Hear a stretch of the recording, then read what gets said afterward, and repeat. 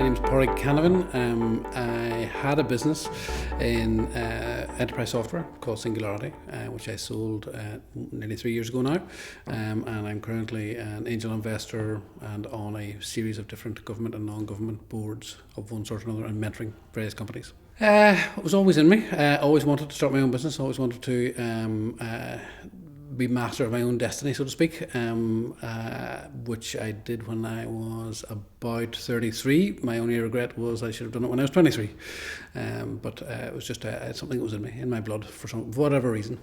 It was never particularly under control, I would say, and the quest is always to be bigger and better. And if you don't have that hunger, I think it's hard to be an entrepreneur. I think it's necessary to always see the difficulties and how you might overcome them, and then do things to overcome them. And then you see the next set of difficulties, and it's always about dealing with things that work and things that don't work, and recognizing which is which, and aggressively as possible, chasing after the right thing. Motivation is just to create things, to do new things. I guess building the business and eventually selling it took I'd say probably twice as long as I had intended.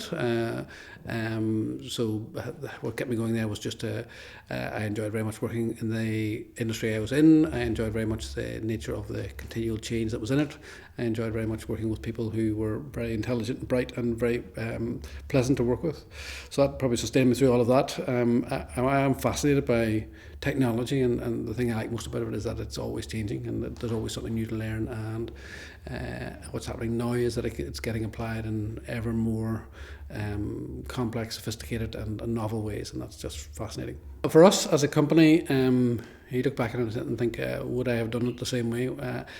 If I was starting to do what I did then with the knowledge I have now, I probably wouldn't have come back to Northern Ireland. The most difficult thing for us personally and as a business was access to customers. We did, and it was the nature of our market. We developed and sold enterprise software, and there are very few enterprises in Northern Ireland that could make decent use of our software.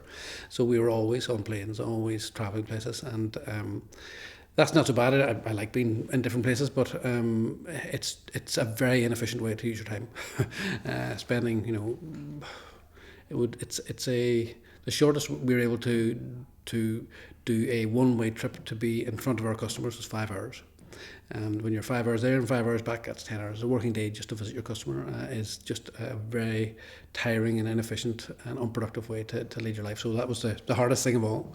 And next to that was, again, it was to do with distance from the market. When you're here, and the nature of the business we were in, most of our customers for the formative parts of the company were in London. You were out of the circle. You weren't there every day. It wasn't something that you could pop around to have coffee with a competitor or a supplier or even your customers. So you were isolated quite a lot, and the information avenues that are available now weren't available then. The big thing then was email, and that's not the same as the internet and how you can do things on the internet. So that was probably the second biggest thing. It was actually, one was getting to your customers, and the other was not being in the network daily. That did provide us with all sorts of challenges. And one of the unusual challenges in that was being motivated. You get a tremendous buzz when you go to your customers or be in the market with like-minded people. We didn't get that energy shot, if you like, so we had to generate it ourselves, and it's just not the same. Not the same. Being the head of any business or any organisation, I'd say, is a reasonably lonely place to be, because everybody has doubts. So it is useful to have, in some way, like-minded people to help you think things through, be it your partner, be it other business people in a similar role, or even friendly customers. So yeah, I think everybody has that need. So I wouldn't be too concerned about having it. I would find the right way to satisfy it. When you're a certain age, when you're young, you have the ability to adapt, and running a successful business is a lot to do with being able to adapt to things you've done wrong, identify things you've done well, and move in those directions. I think the younger you are, not only do you have more energy to do it, but you have a psychological disposition to be able to do that. That is harder to overcome the older you get. You have more in your foundations. You have more psychological baggage to take with you. You've learnt how to do things from other people, and you get into those ruts, if you like. It's just harder to get out of them the older you get. So my advice would be get on with it. The biggest. The real biggest feedback loop in industry is the customer base. Sitting behind a wall and imagining wonderful ideas is literally light years away from being in the market and trying them out in the market. You're better off trying them out in the market now. You can't try it too early because it won't be formative enough, but in order to be useful to your prospective customers. But as soon as you think you have something to talk about, either to funders or to prospective customers, then start talking about it, because the feedback you will get will be invaluable, and you won't get it sitting behind four walls.